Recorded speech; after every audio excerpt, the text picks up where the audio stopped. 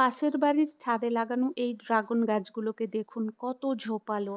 বেশ কিছু পুরনো ম্যাচিওর ডালও আছে যেগুলোতে ফুল চলে আসার কথা, অথচ এখনো একটিও ফুল আসেনি।